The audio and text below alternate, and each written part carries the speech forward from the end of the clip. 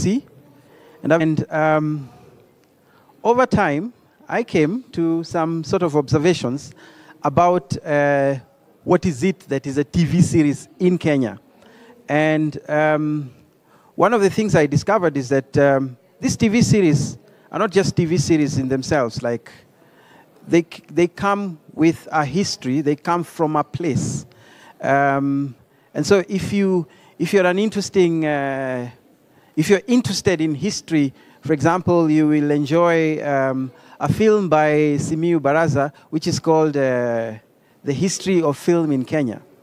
It seems to project an idea that the fellows who introduced film, screen culture, things like that, were more interested in using film and screen culture to teach people about hygiene, about agriculture, about things like that. This is, we are coming from that period of colonialism and so on.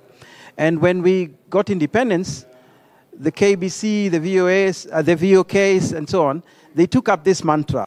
And so you have all these interesting series or serials, such as, your Vioja Mahakamani, Vitimbi, Usiniharakishe, Tushauriane, all this list of things. They're very interested, but they seem to have a formula to teach you about something. For example, just think about Vioja Mahakamani, which comes onto our screens in the 1980s. It's to teach you about the law, to make you familiar with the law and things like that. And so there seems to be that formula that seems to go on up to date, so that you'll find lots of TV programs will always come with a lesson that they want to teach you, and so on and so forth. My problem has always been whether producers have the courage to actually not follow that formula and try their own new ways of entertaining, rather than merely sounding like they want to teach you while entertaining, and so on and so forth. Yeah. Okay. So I think I'll pick up from what he has said. Like I said, when we started this, it's not going to be a lecture of any kind. So I've just seen someone I know in the audience. So I am mostly a creative, like 90% of me is creative. You can see my hair and my flower. And so I don't go into the whole strict, this is a history or anything like that. I believe in TV for entertainment. I believe in TV for, yes, you can have TV for knowledge as well, but in an entertaining way. So when you're scripting, when you're conceiving for TV, it depends on what you're doing. You can be doing reality shows and documentaries, like my good friend Eugene Mbugwa, who is a very successful producer in this country. Or you can be doing just normal entertainment fluff. Okay, let me not call it fluff. But, normal entertainment, feel-good entertainment, right? Which I've written for quite a number of those. I've written for Changes, Kona, Mali, and I think almost everybody has watched Mali, right? Now, Mali had almost zero relevance, honestly, to the Kenyan society. How many people live, Mali was a guy who had 2 wives. One, of course, is the nice one, and the other one is the bleep one, and we are all following the story of how their children fight each other, their rich family, they're fighting over land, they're fighting over... But it was meant to be over the top. That was the whole purpose of it. And sometimes what makes me question us as a society is that Mali was one of the biggest hits in this country. And if you watch some of the things those people do, we wrote it. If you watch some of the things these guys were up to, it was crazy. But that's what drew people. As opposed to a show where you'll find it's very serious and, we are teaching, young girls do this, boys do this. Like he said, that is the Kenyan culture of telling stories, but very few people knew about that. Very few people watched it. I'll give another example. Changes on Mnet. Brilliant show. Really great story. We thought it out. We had we had episodes. We went away to Naivasha for 10 days. We came up with plots and we locked our characters and it was great. However, for some reason, Mali resonated more with the Kenyan culture than Changes did. Okay, now Mali was something where we were writing 298 episodes in like 8 months. You have no time to breathe, you have no friends, you have nothing. You're just writing and sending, writing and sending. I was a head writer, so you're just seeing a million scripts coming through your desk every single day, and you're doing it. But Kenyans loved this show. You know, you tell them Mali, oh my God, they know the billboards, not because they watched it. So I think one of the questions we need to ask ourselves as Kenyans is what exactly is a good TV series? I think I'm going to pass it. We'll come back to ask questions. I'll pass it to Ruben because I know Ruben is doing Selena. Thank you. My name is Ruben. I'm a producer. I'm a director, producer, writer, in that order. So how do we conceive concept for a TV series? I think one, I'm a believer that there is no new concept. There's nothing new you're coming to tell us that we have not heard about or we don't have an idea. The stories are just next to you. They're just next. The next person has the biggest story of our lives. The secret is in the. It's in the how will I call it? It's in the approach of telling the same story. So the telenovelas are here to stay. Same thing, rich boy, poor girl, love in between. They're not going away. But it's in the storytelling that makes it great. So I think sometimes when I get scripts or concepts, I think we complicate life. It's simple, guys. It's very simple. I get concepts from newspapers, from stories I hear from people. And it's usually just that one line or that one angle. And, you start developing from there. So how do you conceive a neo for TV concept for TV series? Start with just look around you. Look around you. There are many stories, there are many concepts, there are many, and usually it's just in the storytelling. That's where the difference is. I'm reminded of many years back.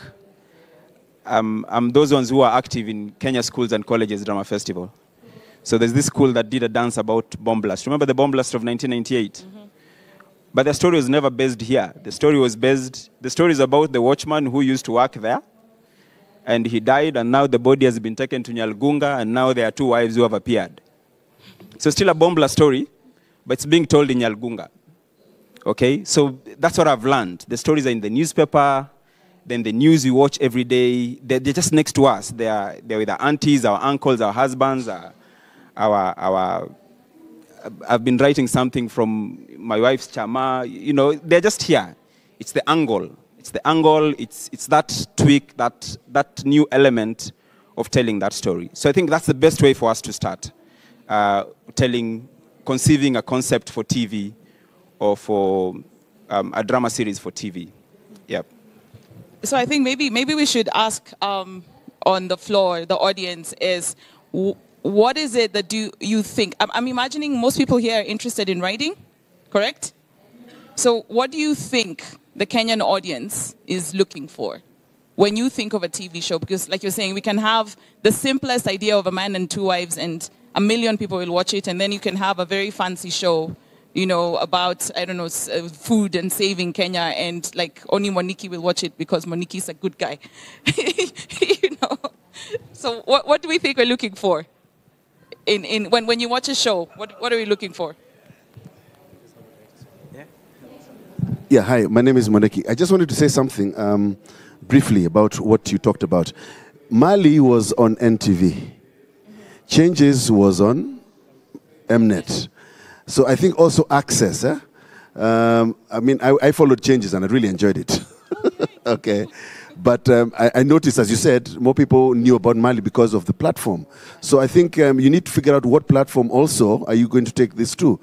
Changes was very uppity. I don't think it would have been received as well as Mali because it was a very, what's the word? Aspirational. Bourgeois. Yeah, bourgeois. It was bourgeois. So yes, when you trying to figure out what Kenyans want to watch, personally, as a producer, I'm really upset with the situation right now where we're watching Indian movies in Kikuyu. I'm having a problem. But you know what? They're so popular. Yeah. I was just talking to some people in Shags, and they know about them. They enjoy them. Yeah. And I'm thinking, what are we doing? Yeah. But yeah, there you go. I think I want to throw the question back to you and everyone. Hi. Because I've created content. I've produced content for TV. I've done the... Is this working? I've done the comedies and I've done the farces. And I am wondering, is there room to explore something else? Because the minute you present anything that is not in that genre, then you're told either, this is not what our audience wants, and I'm dying to explore something different. Is there room for that? You wanna answer? Yeah, I could say chap. I think your problem, I can magnify your problem a little and say, one of the questions I've been posing is whether TV is still going to be relevant, say 5 years, 10 years from now. Because now so many people have gone internet-wise and so on. And there, it seems as though the power to censor yourself seems to be diminished.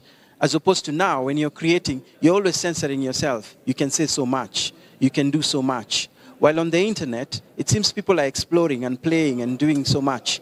But can it sell? Perhaps that's a problem, isn't it? So, Joyce, your question was, is there room for something more like changes for the mass market as opposed to something like... Just something that's not either telenovela or comedy or farce. I think there is, because the irony with Kenyans is that if you pitch something like Changes was about a high market neighborhood in Nairobi, like, the Kilimani, or not too high, middle market. So that's what it was about, and then the residents who live there. And of course, they were all, hoity-toity and posh with big jobs and all this. The thing is, we'll say as Kenyans that we're not going to watch Changes, but we will watch Desperate Housewives. Or we'll say we don't want to watch, something that upmarket or something too complicated, but we will watch 24. So I think perhaps it's going back to what Ruben was saying, which is we have reached a point where we can tell very high-end stories. Our problem is how to make those stories relate with the everyday Kenyan. Okay, so if I'm going to tell a story for some people in Kilimani, and I want the story to be watched by someone in Nyalugunga, there is a way I can tell the story which is character-based, so that even that guy, he might not understand, that this person is upset because they bought for a BMW and they wanted a Mercedes, but he understands it in a different aspect. For instance, for him, his aspiration might be a bike.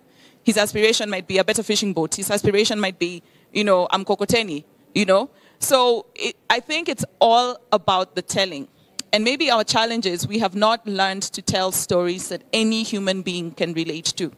Another problem I have seen is because we have a language barrier, right? Most of us, when we are speaking, we're not going to speak how I'm speaking now. If I'm sitting around my table with my friends, I'm going to throw Atik, Imagine, How, Yani, you know what I'm saying? We throw in these things. But when we now do our stories, when we script them, they talk like this. Okay, not everybody naturally talks like this. So I'm like, oh my God, Fred, how are you today? And you, Ruben, it is so lovely to see you. So you're sitting there watching, you're like, who are these people? These are not Nairobians. This is not how we speak. I'd be like, sasa Fred, Ruben, umechelewa. You know what I'm saying? So I think it's also how we tell it. We have to learn to put our aspiration stories a notch down so that they're natural. And when we get our actors, allow our actors to speak naturally. You've written like 3 paragraphs of pure English to somebody who probably does not speak pure English. How do you suppose they're going to act it out? So they look fake. So this is some of the things we need to do. Another thing, I was watching this movie, The Wind thing. What's it called? The Boy Who Harnessed the Wind. I think a lot of people have watched it. And when we went for our jury, when we were judging in our jury, our getaway, one of the things we said was, what made this film beautiful was the little African moments. You're watching a scene, and then she comes out with these metallic pots. Those teapots that our mothers used to use? And in that moment, you're like, yeah, this is my story. Or these 2 men are approaching each other, and they start shouting, how are you? I'm fine. Where are you coming from? As they're talking, and then they greet each other, and then they go, and they're still talking. It's something that we saw our parents doing. Mondi, it's something that we relate to, right? On a bicycle. Yeah, it's something that we relate to. So I think it's putting those little things in our stories, in our scripts, throwing in the Swahili, greeting the watchman, throwing, all those things. I think it's also in the telling. We need to relearn how to tell our stories. I think you had a question? I was responding to his question. Okay. Hi, everyone. My name is Vincent. I'm a creative writer. He asked about what Kenyans want to consume, right? Mm-hmm. I think Kenyan audience is divided into two. The up market and the, I don't know the word to refer to. The number one that the audience wants is what she has said, something they can relate to. Yeah. Everything, something that they are going through in their day's life. Number two, I think it's drama. It's what, sorry? Drama. Okay. We don't want something that is so plain, the inspiration thing. Tunataka kuona bibi ameshikwa na bwana wenyewe kitu ina happen tu hapo katikati. Yani they want that drama. That's why they tend to watch Nollywood very much. Thank you. Okay. Hi. I think the problem for us and our reception is conditioning. Because from 1984, you know, we've been watching Dallas, and we've been watching, you know, The Bold and the Beautiful. So for us, it's conditioning. So even for the new age of creative writers, you have, I mean, if you put Jack Bauer here and Inspector Mwala, Jack Bauer will beat Inspector Mwala. Like, there's hands down. One of my favorite series that I've been watching currently is Sugar Down South. Mm-hmm. And I think it's really well done, but I was shocked the other day to find out that it was written by a white person. You know, the one by Oprah Winfrey? No, Sugar, MTV Sugar. So, I mean, you know, we've been conditioned that only Jack Bauer is a better story. And like you said, all stories are the same. My question is, how then are we able to help our audiences unlearn? I want to differ with you a bit. We've had this discussion with Anne Hamburger. She's in the house. She's one of the biggest Swahili telenovela or drama producers. And my question has always been, why is it that we watch, our parents or our folks watch village movies from Nollywood that are done in English?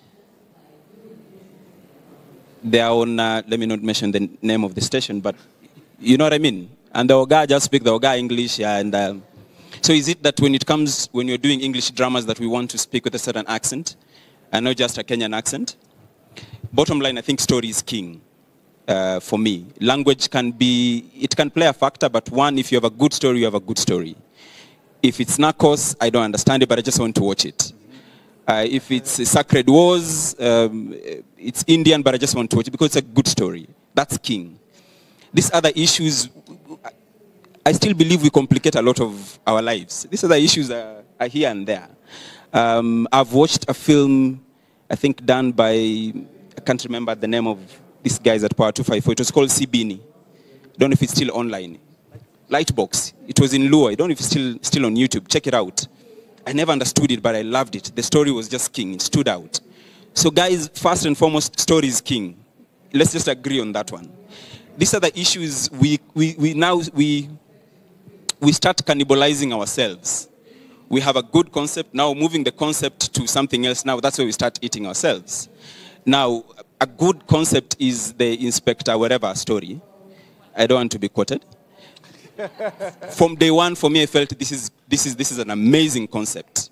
Okay? In fact, me, I would have made the juniors to be bullies and Neo.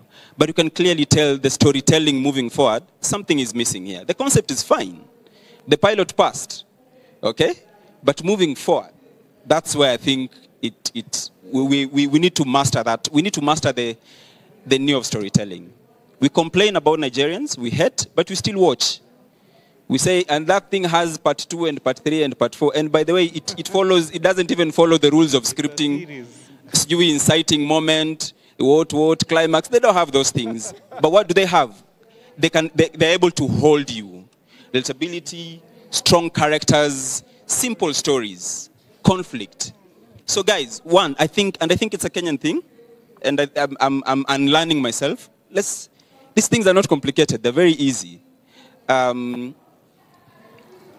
And it's also, I think, a science of trying to make it as simple as possible. I think that's where we lose it.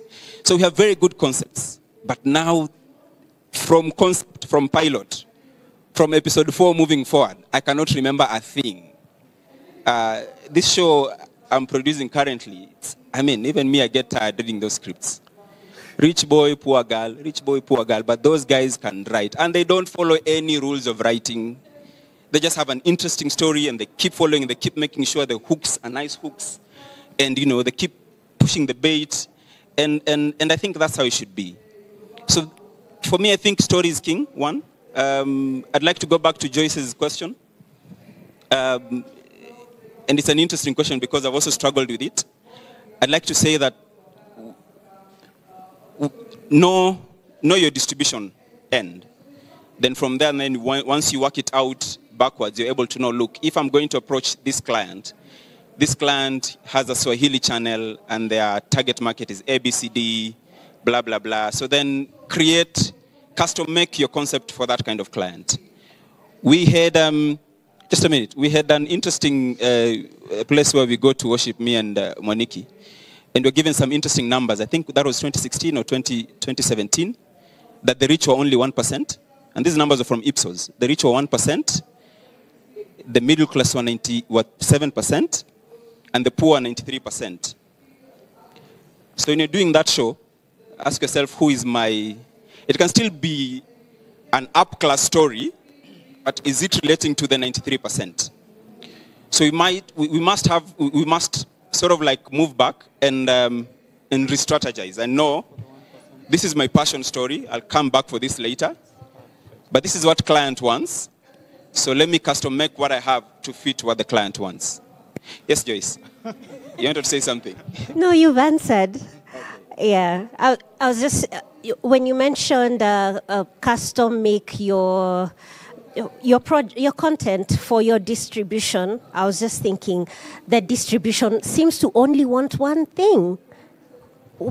And the unfortunate thing is because they have numbers that we can't access. So it means it's working from their end. You know what I mean? So if they're insisting on one thing, there's a scientific reason, I'm sure, they want to go that direction. Because they have numbers, they get numbers from Ipsos, wherever they get numbers from, which then support their need for that particular thing. But, okay. I just want to support him in terms of story by just making a comparative inspection, if you like, of 2 TV programs. If you're old enough and you're around at that point, if you watch Tushauriane, if you can compare Tushauriane with Ashina Kibibi's Tausi, and perhaps you know it, Tausi was quite popular. Tushauriane was very popular also. But you can see the stories were very simple. If you think about Tausi, it was just created around the Kasri, Mzee Kasri. Just very simple things going on with the watchman at the gate and how he allows and detains and so on. Very simple. And stories which we can relate to. But then, of course, you want to know perhaps how Tausi was the way it was, because while it was simple, it seemed to be breaking new ground, because Tushauriane, which had been going on, stopped at some point because of funding and so on and so forth. I was just wondering whether producers willing to take up that mantle to continue with the production of that. It had to take a television station to start doing Tausi, whatever. So I was just thinking that if producers had, excuse my language, the balls, then it would help to actually play and experiment and explore and go into new ways with things like Ridiculous, perhaps, you know, which opened our views about comedy and what we should laugh at and how we should laugh at things. It's that question of experimentation that I'd be interested in. TV is a very conservative space because there are too many Dr. Matuas. Too many, sorry. It's a typo. You will be kicked off this stage. But, okay, so I'm going to throw 2 producers. Before you kind answer. of a follow-up to that point, okay. Actually, yeah. Hello.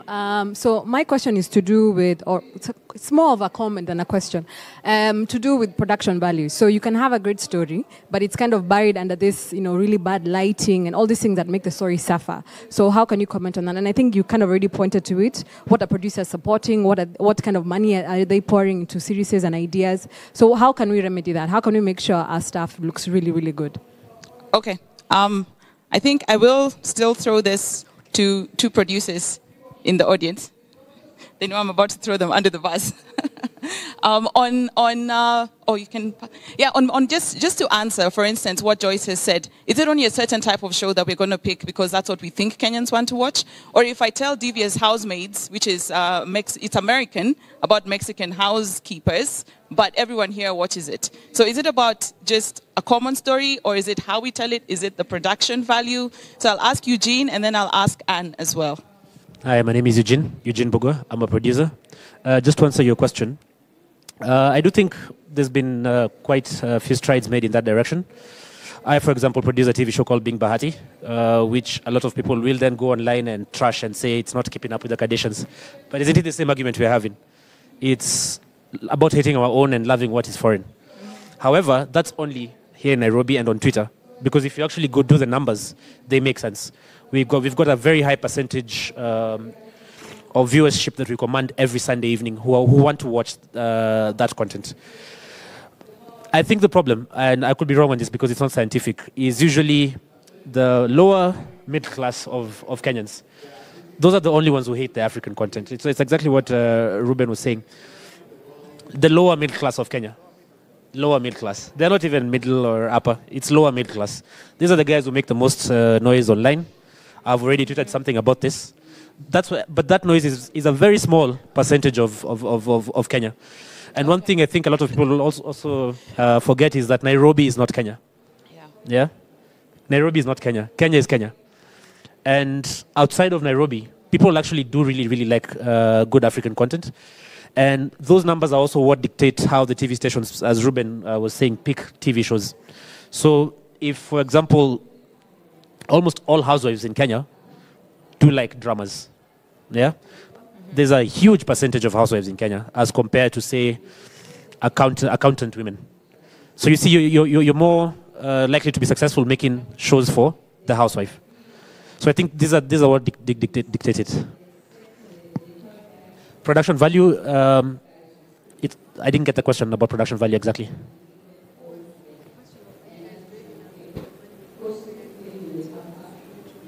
I like to think I'm brave enough. Who is that, guys? Like producers? Yeah, there's a lot. I mean, everybody here, all the producers I know here, people who've put in, almost everything you see on TV goes through a very stringent measure of quality, because the sound has to be good, the picture has to be good. Sorry? Yeah, it's also dictated by budgets, because you see, if on average, a TV show in Kenya gets, on average, about 200,000 per episode, on average. Yeah? So how can you spend $1 million if the average spend of a TV station, that's the average, less, 150. Yeah? So then how can you spend 1 million shillings if the average pay from the TV stations is 150? So we are limited by that. Average price. Of course, there'll be bigger budgets and there'll be smaller budgets, but the average budget that stations pay for local productions is about 150,000 bob. So keeping that in mind, you see where also dictates quality. Okay. Just 1 second. Let's have Anne. Let's have Anne talk first, and then. My name is Anne. I'm an actress, a TV producer, an entrepreneur. And amongst all, I love local content. I'm here because of local content. First and foremost, I will say that people do watch local content and they love local content. That is what I'm going to say, because I've tried it. I've been a producer for, now this is second decade. I've been doing production. That's the only thing I know. Just doing production, series and film for TV. And I have tried by first starting a station that is 100% local content, series, dramas, reality shows, 100%, and it's been doing very well. Within the 6 months, we were leading in Coast Province by 27% market share. And another station I'm not going to mention, being 23%, and it's always leading. This shows that actually people do love local content, and we have been feeding Kenyans a lot of things from the outside world. And as a child, if you wake up and your mom is giving you porridge, that is the only thing you know. And the other kid, the mom is giving them Weetabix. That is what they know. But if they go out there and probably they try Weetabix, they say, oh, it is good. I thought it was only porridge that was the best. So what we've been being fed for a very long time by our media houses is what is happening out there is the best. But that is why most of us, amongst you, I think most of you, appreciate 24 more than maybe Tausi. Because, I like this person. But because that is what we've been fed. And then now the social media comes in, and we are actually now more westernized. But there are a lot of people out there who want local content, because the stories we tell, our own stories, we resonate to those stories. And not only the middle, lower, but actually upper. Because sometimes you see, like, you meet with a member of parliament, and they say, I've been watching your program. I like you. Yes. It means the person is watching. They are up there, but they also enjoy local content. So I think it's up to us as the producers in here, and even the upcoming producers, to try and do our best to make sure we add more local content so that we can be able to actually grow the talent in here. That is why Mwaniki is watching the Kikuyu, the Indian version of Kikuyu. And yeah, and we can do that ourselves. We do have artists who can do the Kikuyu version directly. We do have artists who can do the Swahili version directly. And it's very nice, well told, and you resonate to that program and the story itself. Thank you. Okay, I think we'll just take like 2 more questions because we've kind of like run over time, and then we'll conclude. We'll come to you. Hi, my name is Evelyn. I just wanted to ask about genre in TV. So the genre is usually just either comedy or the soap operas, and it's done. I understand that we need to push for more local content, but what if people have stories to tell that are very local but are not typical those dramas? It may be sci-fi or, supernatural type stories, or, the witches, the warlocks, or whatever that case may be. Why does it always have to be the husband and the wife inheritance? And why is it all that paint by numbers type of storytelling?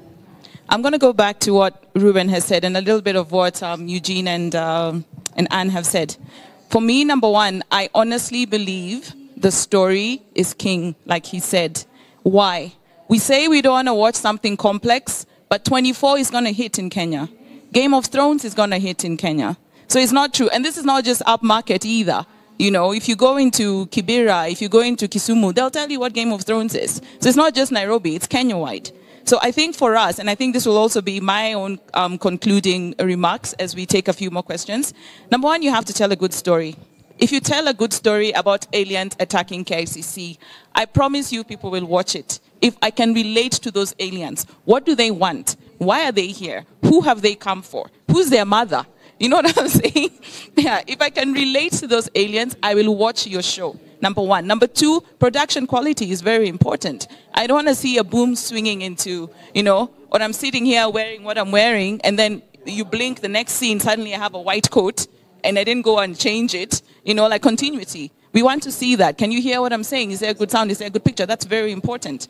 And the other thing is, again, we as creatives, I know we hate to hear this, but we need to know who we are writing for, okay? So if I am writing for upmarket Nairobi, for instance, even if I am telling a fisherman's story, I have to tell it in a way that these particular people are going to appreciate. The way I tell that story might be a bit different from how I tell a story that I'm sending to kids in Kibera under the age of 10. Now your genre comes in. So I think all genres can work in this country, all of them, okay? We need to be brave, number one, to tell the stories. Like Eugene was saying, he has broken a lot of rules. We need to be brave enough to tell the stories. And we always say, there's no money. Guys, we have to, first of all, do the quality. The money is coming. You can't say, I can't do quality because there's no money. Keep doing it. Keep doing it. Again, I'm going to use Eugene as an example. Eugene didn't start off with someone saying, here, Eugene, have some money and make a show. No. You know what I'm saying? He worked the way up. He worked his way up. So we just have to be brave enough to do that.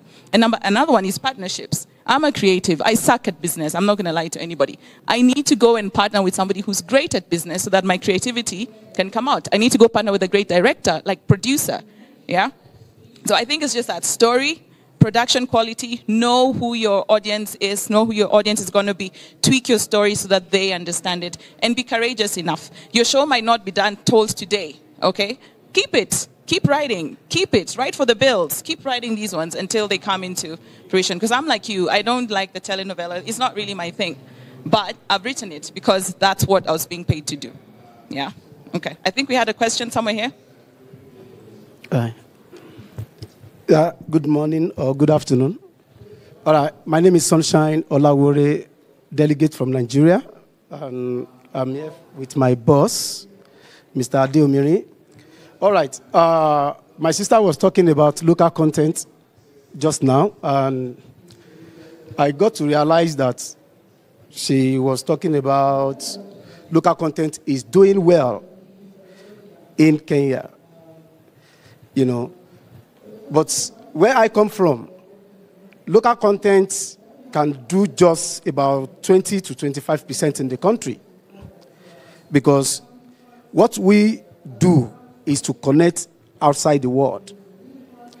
And that is why we are second leading content producers in the world. So now, this is my first time here. And not just to come and watch, is to come and see how we can tap into what is happening in Kenya. Because when you look at Kenya, there are so many tourist attractions, and how to connect other people from outside the country to also come in. Now, how do you do that? It's through movies. When people see movies, they know that, okay, this place is in Kenya, this place is in Kenya, this place is in Kenya. And for me to come in and say, okay, some way or the other, I would like to partner with Kenya's producers. Does that mean because they do local content and I want to connect with them to spread it outside the country? How would that connect? How would the connection like move us to the other level? Now, when we make film in Nigeria, we don't target, we have quite a number of cinemas where we can also make our money from it and even make profit. But when we connect outside the world, we make more profit than local content. Now, for instance, Yoruba movies. When you make Yoruba movies, you won't have that courage to take it to the cinema because your audience will be little. When you make English movies, that means both the foreigners and the indigenes, we have that time to come and see these great movies. Then you can have people from outside the world to come and see. We just finished some movies, Shade Oru. We put the trailer outside. We got a call from the UK to come and have it premiered. Atlanta to have it premiered. So if we target local, I'm not sure we can connect to this outside the world. So that is what is helping us, and everybody is talking about Nollywood, Nollywood, Nollywood, is because we are connecting to the outside of the country. So I want to know, how does it work here? Does that mean when you make movie here, local content, you can make enough to keep making more and more and more for the local market? And how will the outside people connect with what is happening in Kenya? So if there is any other question concerning Nollywood, we are here to answer you. But I want to know how and why is local content working here, and we are not thinking about connecting to the outside of the country. So thank you.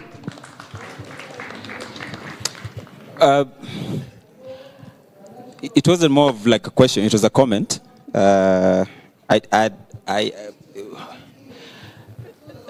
I'll get into trouble by answering. I I think my personal views, and I know Anne will kill me for this, but from years of doing Swahili content, guys, Swahili can't travel.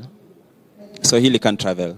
And wait, I'm wearing the helmet. Yeah, it make you popular locally. They sing about you. You win a kalasha. Praise the Lord. Amen. But when you go to Cape Town, they ask you, do you have it in English? And then your discussion ends there. That's my philosophy. We are, I think, almost 100 million Swahili speakers. And out of that 100, they are very fragmented. You know what I mean? Kiswahili cha Mombasa na cha Nairobi tofauti, cha Dar es Salaam tofauti, ya Burundi na Congo is different. I don't know if South Sudan speaks Swahili. My opinion on the same. So I think Anne is in a better place to answer you on that. But my closing remarks, two things I wanted to highlight, going back to the topic of this session. One, guys, TV is about structure. Let's just remember that. And that's very, very important, so that if you're doing a comedy, keep to the structure of comedy. Once you start mixing a comedy and a telenovela and a drama, and we don't know where you are, and you almost like you're losing us. TV is about structure. Secondly, I've learned over time that if you have a cultural aspect to your show, whether it's a telenovela, a drama, or whatever, English, but if it has a cultural aspect to it, it becomes more appealing. And I think for many years, Nairobi dramas used to struggle because of that aspect. I think Mombasa shows do very well because there's that Swahili aspect to it, and there's a cultural aspect to it, and it's easier to identify with them. So I wanted to highlight those two very important questions because I know we're running out of time, and I'm waiting to be. Yeah, and on the same on the comments my brother has made from Nigeria, that's my thinking. I think when we continue this Swahili narrative, we will struggle to go far. But yeah, you can lynch me now. I'm waiting. Thank you. Ruben, I think I'll just have to disagree with you. Fully disagree. Why? Because we have over 250 million Swahili speakers in the world, yeah? And currently even in China, they're speaking Swahili. In South Africa. So actually Swahili is growing more and more each and every day. Currently, I can tell you that I've got some contact from Nigeria, somebody who wants Swahili content. I'm shocked. It's in Nigeria. And personally, I'm also dubbing my content from Swahili to Yoruba. So I'm coming there. I've already gone out of the market. So, Ruben, what I'll tell you is, I know Swahili is going to travel very far. It's traveling very far. I've sold my content, which is in Swahili. I sold to Canal Plus in France, dubbed in France. But when they saw the content, it was in Swahili, 100% Swahili, but they loved the content because probably the story, they love the story, they love the way we did the thing. And so when you have a good story and it's in Swahili, it will travel far and wide. Swahili is growing. And my target audience is the over 250 million Swahili speakers in the world. Thank you. I have a session. I was just going to say something that he mentioned about structure. And just take us back to the topic of our, or shall I say like the politicians, the mandate of our panel, which was to discuss about conceiving TV, whatever. But just giving a comparison or a thing about the longest running television program in Kenya, which happens to be Vioja Mahakamani. If you think about it like that, then you'll see that Vioja Mahakamani has stuck to its own structure. It has refused to change. Is it still popular? It was still as popular as it was 1979 and 2009. It was still popular. It was still running. We're talking about 40 years of doing the same thing, entertaining people in the same fashion. They seem to have a formula. It may not now, currently, be the most popular, but they had a formula and they stuck to it. I don't know whether this is good or bad, because, again, if you are a producer trying to test the waters, you don't want to test the waters and lose money in your attempts to create or to do business, as it were. So it's a very, it's not a straightforward answer we can have, I think. That's not. Actually, okay, very briefly, because we've really gone over time. Just one line. Okay, that's the micro. Would Vioja Mahakamani sell if it started airing now? Because when it started, it was only KBC. That's why I talked about structure, the fact that it was working within a particular structure, and so on. So if you conceive things that work within agreeable structures, but now structure, TV is being dismantled by all these competitions that we have from the internet. If you can watch something for 7 minutes, why do you want to watch something that runs for 30 minutes, Selena? But I'm not saying that people are not watching, Selena. But yeah. I'll disagree. People are watching 3-hour-long movies, and so it's about the good story, a good structure, and something that relates to people. Okay, so we really need to end. We've gone way, way, way beyond time. We don't really have time for any more questions, I'm afraid. But thank you guys so much for being here and for listening to us. Yay! So I think if you have any more questions specifically about film and TV, writing for TV or even for feature films, you'd probably, the best way to do it is to get in touch with the Kenya Film Commission, because then they can really get in touch with the rest of us. And if we need any further workshops or whatever, then maybe we can somehow work together to do that. Because I know this was very, very, very brief. But thank you guys so much.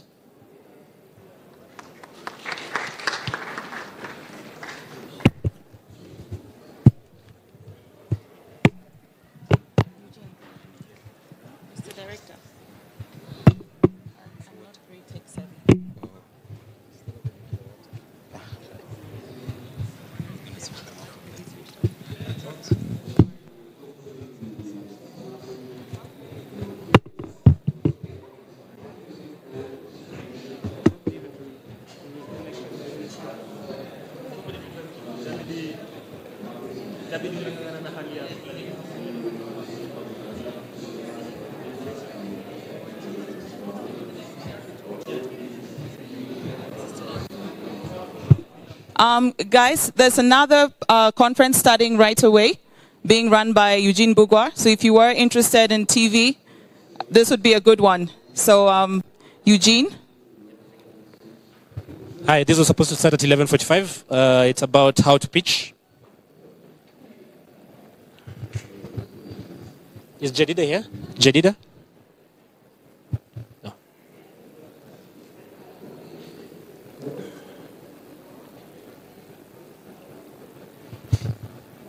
So the title of the panel was supposed to be, not a panel, but of the talk, is how to be successful in a pitching project. So I'm just going to run through a quick presentation that I prepared here, and then we can make it interactive by getting questions. So I'll do a what to do before.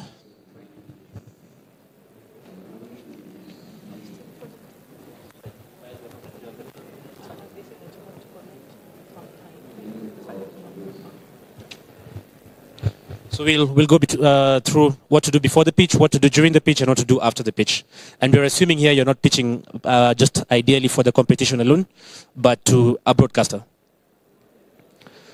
So a lot of the stuff I'm going to say sounds really obvious, but you'll be surprised how many creatives don't follow it. Yeah. So the first part is you do a lot of research about who you're going to pitch to. Yeah. So for example, you have a lot of producers going to pitch Kikuyu shows to a station that doesn't run vernacular programming. Do you already see the first problem? Yeah. So do a lot of research about who you'll be pitching to. Also, do a lot of research about the needs of the person you are pitching to. A lot of times you'll find the stations stations or broadcasters have a quarter of what they're looking for in that financial year. So for example, if they have 6 dramas and what they're looking for is a reality show, even it doesn't matter how big of a drama you pitch, what they're looking for is a reality show. When you go to a supermarket and what you're looking for is sugar, it doesn't matter how many washing machines they show you, what you came for was sugar. You see the point? So a lot of times people go to pitch to places and they're not really aware of what the person you're pitching to, what their needs are. Then prepare. Nobody wants to listen to someone who hasn't prepared for what they're talking about. Now, if you're pitching audiovisual content, pitch audiovisual content.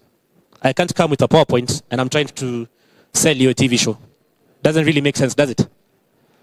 Because what you're selling is not a PowerPoint presentation, you're selling audiovisual work. So your presentation must have audiovisual in it. A lot of times the elevator pitch is considered a thing. And at least I know for a fact it does not work with me. Like when you ambush someone, you meet them here at the conference and quickly dash to them and can I just get 2 minutes of your time and then you pitch your TV show. But they're in between two things. Do you think they're really giving you any time of day? And people come at me all the time trying to pitch TV ideas that they think we should co-produce, but they found me at a restaurant having lunch with a friend. You see the problem? I am not listening to you. All I want to do is for you to finish and dismiss you. So I find that for TV shows, at least the ones, and I should have started with this introduction, I've successfully pitched at least 8 TV shows among local and international TV stations. You might know some of them: Young Rich, Get in the Kitchen, Story Yangu, Our Perfect Wedding, and a few others. All the shows that I have sold, I have pitched in a boardroom with a proper presentation and a pilot. None of them have I pitched at a party or by running into someone on a street. It just doesn't work. What you do when you run into someone, don't do a pitch. Don't do an elevator pitch. Ask for an appointment instead. Yeah? So that you get a proper sit down where they can listen to you properly, where they can see what you have to show. But of course, you also must have something to show. And there are many ways to professionally secure an appointment other than elevator pitches. Call their office, call their secretaries, call their PAs, call them directly. Write emails. Yeah? Communicate properly until you get a proper pitching session, because elevator pitches just don't work. At least not for TV. So on the day of the pitch, again, this also sounds really obvious, but don't dress as a creative, because a pitch session is a business meeting.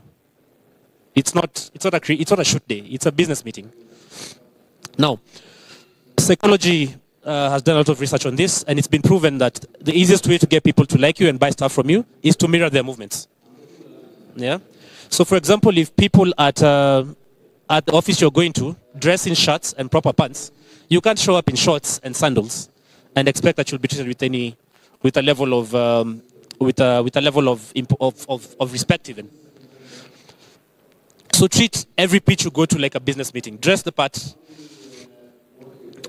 and more so in the style of the ones you're going to see. Because if you're pitching in an office and you know for a fact they dress in t-shirts, well and good. But you have to remember, a lot of TV stations, a lot of the people who pay for content, they're not creatives, they're business people. So you have to dress as a business person as well. And I always like to use the example of when you visit a friend and you see the elaborate effort and time they've put into preparing a meal, aren't you more likely to put more consideration into that meal and appreciate it more? As opposed to if you visit them and they've just ordered pizza from the nearest store, thrown it onto a serviette and given it to you. It doesn't matter, your perception of the meal will not be very great. Yeah? You see my point? However, if you're there and you saw that they went through the trouble of making the meal for 3 hours and presenting it properly at the table, whether you like the food or not, you will give it the consideration it requires. Am I right? Am I right? So think of your pitch the same way. Put in the effort. Let the effort show even in your presentation. Because then even if the person is not buying, they will put in the consideration based on what effort can be seen from your work. On the day of the pitch, again, it sounds obvious, but confirm on the day that the pitch is still on. Be punctual. Punctuality does 2 things. It's respectful, number 1, and number 2, it allows you to prepare. You have to arrive there a few minutes earlier so that you have enough time to set up. You don't want to be setting up. You've been given a half-hour appointment. You spent 25 or 20 minutes of those trying to link up the HDMI cable. You're already unsettled. So you won't be at your best when you're doing this pitch, will you? Also, carry everything that you need for this pitch. A lot of the times people don't have, and I'm guilty of this just now. This was supposed to be a PowerPoint presentation, but I'm told I have to go wire it up at the back, and there's adapters involved. But luckily, none of you is, I'm not trying to sell you anything. But if I was, that would be a very big blunder. You see what I mean? Because it means I could not have been able to show you a pilot if I had one. I wouldn't have been able to show you the presentation. So you arrive there, at least so you have enough time to set up. So that you spend the half hour that you've been allocated, or whatever amount of time it is, actually pitching, not setting up. Yeah? Make your pitch short, precise, and interesting. Again, because nobody has time to watch your 2-hour pilot.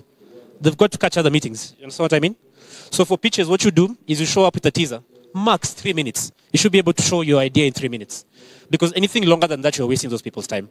Yeah, if they're interested, they'll ask for a longer version. Make it short, precise, and interesting. And your pitch must, of course, always answer the 5 W's. You know, the who, what, when, why, and how. A lot of artists also do this. Avoid exaggeration and claims you can't substantiate in your pitch. For example, don't start by saying, this is the best show you have ever seen. Do you see how you're already setting up yourself for failure? Because then what if it isn't? I'm already disappointed. Avoid exaggeration. Or you can say, it's the best idea since I don't know what. Based on who? These are your opinions. And you're setting up yourself by failure to failure if you start exaggerating your pitches. So avoid exaggeration. Use visuals as much as possible because they're memorable. Again, show, don't tell. Yeah. Now, after you're done with your pitching session, know what the next steps are. Do they require you to send in a proposal? Do they require you to send a full length of the show? Like, leave that meeting with a to-do of what is required after. After the pitch, and this is very important, very quickly write an email to the person you met, summarizing what you spoke about, and if you can, attach the presentation that you gave. This serves 2 purposes. It's professional, number 1. They might have missed some points. And number 2, it's one of the very few ways you can protect your ideas. Yeah? Because now, if you've met me and you've pitched me something, and right after the meeting you sent me an email saying, thank you for seeing me at 11 a.m., we discussed this, and here's attached here's what I talked to you about. And I respond and I say, yeah, thank you, let's pick it up again next week. Do you see how I've acknowledged that you did share this idea with me? Yeah? And ideas, you cannot protect, IP-wise, you cannot protect ideas. But if I acknowledge that indeed I met you on that day and we discussed that idea, I then can't go behind you and do it without you, because now you have proof that we actually met and discussed it. And it's a big problem for creatives because a lot of times when you pitch ideas, they sideline you and they do it without you.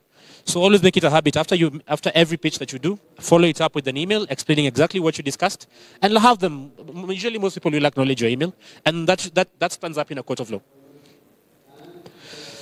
Attach your presentation to the email if possible, because sometimes you might not want to share your presentation, which I don't know. I don't understand why. Because if you share to them in person, I don't know why you have trouble sending it to them. I'm sure they know how to make a PowerPoint, so just calm down. They will not copy your PowerPoint style. And then in your email, also quickly provide any further information they may have requested.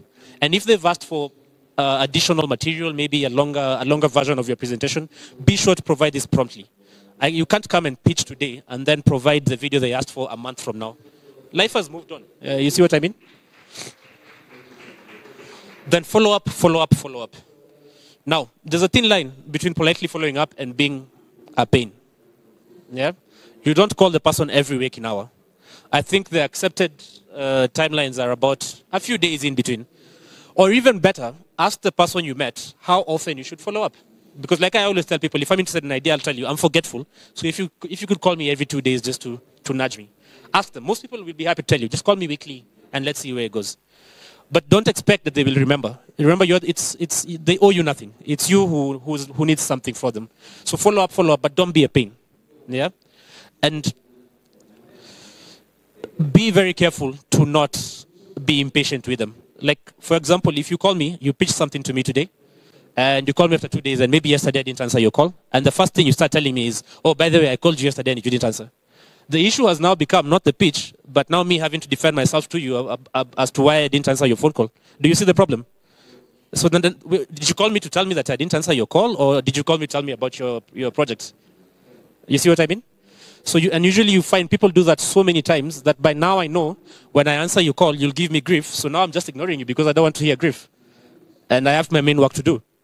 So you can never express impatience to someone you've pitched an idea to, because remember, they owe you nothing. Don't be entitled. Be ready to pitch again if required. Again, also, I've seen a lot of people take offense to that, that you've been asked to come again and do the presentation, and now you're like, oh no, but I presented the first time. Almost as if they're bothering you, yet you're the one who needs work from them. Being asked to pitch again, actually, by my experience, is actually a really, really good thing, because it means these people are considering, they have questions, and they'd like to hear you again. Or maybe sometimes who you think the decision maker isn't, and you need to pitch to their boss, but you're over there being, I don't know, have any polite words, and you think you shouldn't pitch again. Do not take no or a silence personally, because sometimes people are genuinely busy. If they haven't gotten time to respond to your email, write again next week. Don't take it personally. Don't be upset. They owe you nothing. Again, remember, don't be entitled. They owe you nothing. And sometimes, especially in the Kenyan culture, silence is no. But I've also learned sometimes that silence is just silence. They're undecided. So you could take the silence personally and say, I will never speak to this person again. But maybe they weren't ready for you then, and even they didn't know that at the time. And now budgets have come up, but since you've been quiet for 8 months as well, they've forgotten about you. So both no and a silence, whichever response you get, no, don't take it personally. It's business at the end of the day, and nobody owes you anything. And regardless of the outcome, whether it's a no, whether it's silence, whether it's yes, always remain cordial, polite, and unentitled. Okay? That's about it. If you have any questions.